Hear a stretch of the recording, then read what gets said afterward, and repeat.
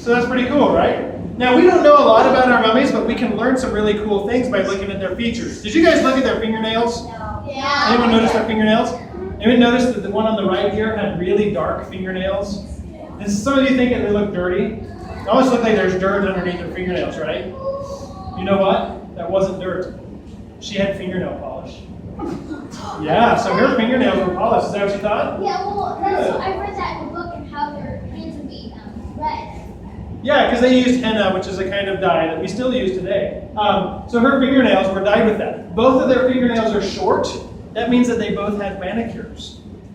Yeah, so that's pretty cool. They had manicures. She had painted fingernails. Did you guys look at their teeth? Did anyone notice the lady on the right who has her mouth open and her teeth were kind of flat on the inside? Well, her front two are broken. Yeah, we don't know why that happened, but the back teeth are what's important. Because if you saw them flat, your guys' teeth are kind of bumpy. You can feel your teeth, right, for grinding, you know? They use it because, kind of like pandas, they have to like smash their food to actually be able to like eat it a little bit. Well, you're along the right lines. I mean, that's why we have teeth shaped like this, because it is for crushing. Their teeth looked the same as ours when they were younger. But what happened is we're in Egypt, which is in the middle of a big what? Desert. The middle of a big desert. And what is there a lot of in the desert?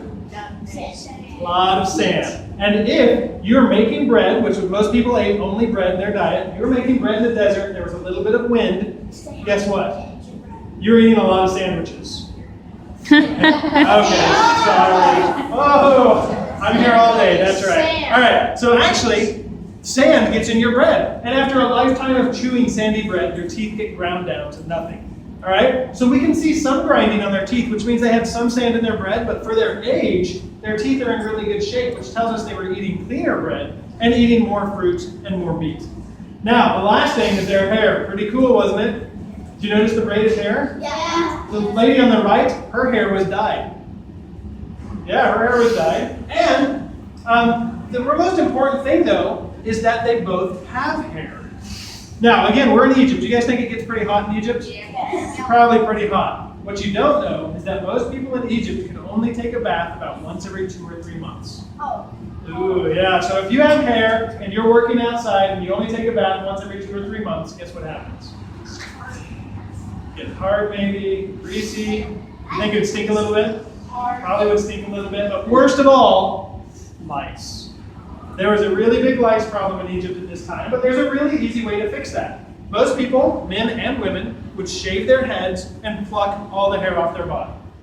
No hair means no lice. Pretty easy fix, right? So the fact that both of our ladies have hair tell us that they could afford baths. So they could afford baths, they had better food than a lot of people, and they were getting manicures and had their fingernails painted. Yeah, so they probably had some money. We think that either they could be from a wealthy family, or really what most of us think is that they could be servants from a wealthy family, because they would have been treated just as well. Yeah, so that's kind of cool things about our mummies. Now, how would you guys like to know how they mummified people? Yeah, most of you, you're like, not really. All right, I need some volunteers. I need a princess. So how do you come on up? You'll be our princess. All right, now, then I need a high priest. All right, how do you come up with a high priest? I need you to pick 2 helpers, 1 boy and 1 girl, please. I need a cutter. You want to be a cutter? Come on up. You're going to regret that decision. Come on over here. Come on over here. All right, now, oh, that was quick, good. I need my 4 priests and my cutters to stay on this side. You're good. You can stay in the middle. Now, I need Osiris. I need an Osiris. You can be Osiris. I need a balance. Let you come be the balance. And I need a monster. You're like, no. And the black one. Alright, over here. You're good over here. Now you're our hippopotamus crocodile monster. Alright, yep, over here. You can just kind of stay over here because I'm not going to use you yet. So just make sure you're not standing in front of the audience. Alright, so here's our princess. What's your name? Princess Jasmine. Alright, so this is Princess Jasmine. So I need everyone to bow, please. Everyone bow to the princess. Now in Egypt, this is really cool. The Egyptians believed that their princesses were not only princesses, they're not just royalty, but she's also a goddess. Right? So she's very important, she's very special to all of us, alright? So tonight, Princess Jasmine is enjoying her favorite meal of cooked zebra. So you gotta enjoy zebra. Only, unfortunately, they didn't have refrigerators back then. This zebra was a little old. They didn't cook it quite right. There was some funky stuff growing on it, and it was poisonous, and she died. Yeah, go die. Fall down all the way. Just don't hit your head. There we go. Perfect. And you're on your back. Yeah, don't hit your head. You lay down all the way. Yeah, because it's going to hurt to stay like that for one night. You lay your legs down. All right. So now she's our princess and a goddess, and we all love her very much, and we want her to go to the afterlife, right? Yeah, right. So we're going to have to mummify her. Now to do that, we have to not only dry the body out, but we have to remove everything. We have to take everything out. Yeah. So what do we have to do before we can take everything out? What do we have to do before we can take everything out? Yeah, we have to cut her, right? So you're the cutter. All right. So here's your knife. Here's your knife. Take Stab your knife. yourself in the head. No. All right, guys. All right. Now I need you to make a really small cut, very carefully, because remember, she's a princess. Just very carefully make a small cut right here.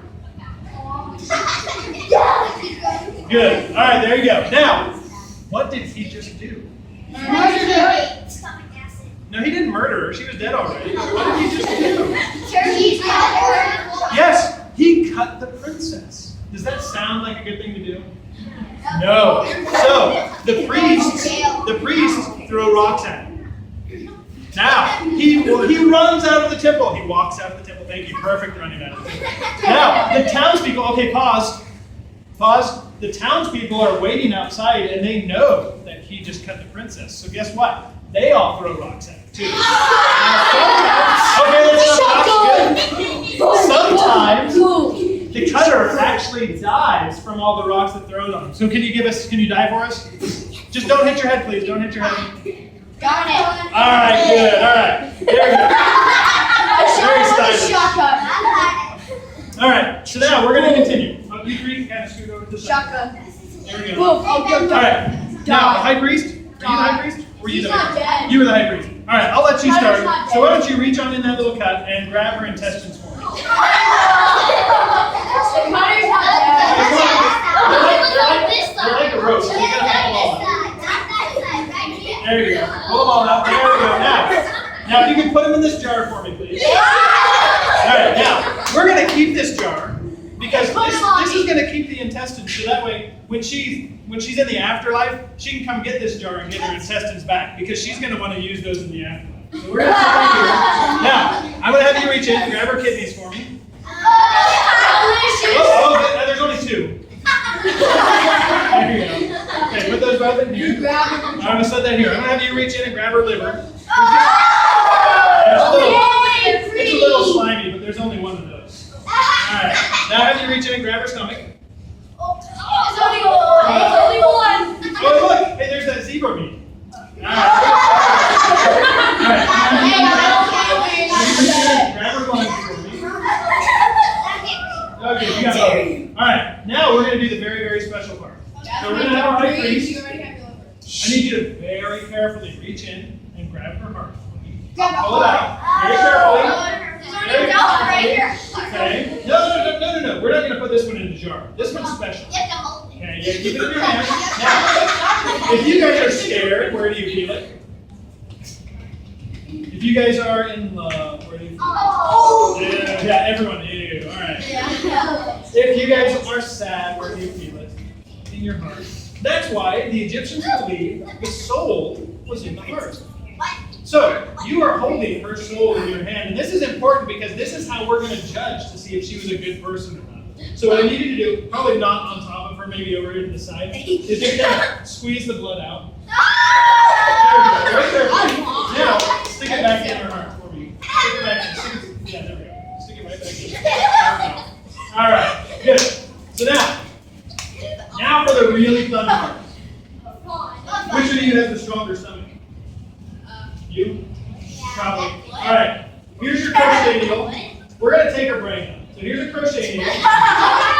And you just stick it in her nose. And you're going to hammer it in. Hammer it in a little bit. Good. Now spin it around really fast. And that basically turns her brain into kind of a mush. So now if you turn her head to the side, and her brain's just gonna fall right out her nose. No, we're not gonna keep that. Why is she leaking that milk? So we're not gonna keep that because the Egyptians thought the brain was useless. They thought the only reason we had a brain was to keep this nice round shape of our head. Yeah. So, do we want her to keep her nice round head in the afterlife? Yeah, of course. So, here's some sawdust. I'm going to have you stick that sawdust up her nose and fill her brain cavity. There we go. Nice. Now, oh, you can get rid of that. There's the hearts of the brains all over the floor. That's so weird. All right. Now, I'm going to have you sprinkle some oils on her so that way she smells good. Yeah, all right. Now I'm going to have you you have a whole bunch of salt. Like you can pack salt inside her, pack salt all around her. There we go. Now I'm going to have you thread her feet with some very nice linen and wrap her up. Weirdo.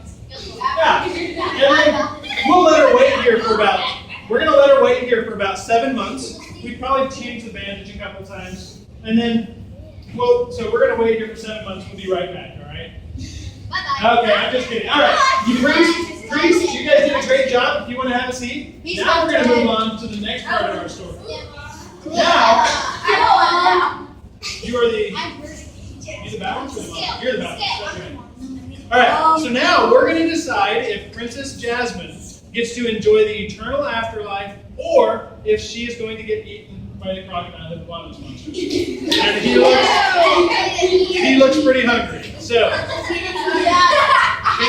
fingers crossed. All right, so you are Osiris. So Osiris is the judge of the dead. So she's going to decide whether or not she gets eaten or not. So you're a balance. So if you can hold your arms up for me, please.